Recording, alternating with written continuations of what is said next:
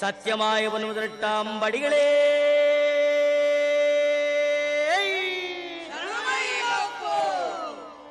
சத்தியமாய 18 படிக்கு அதிபரே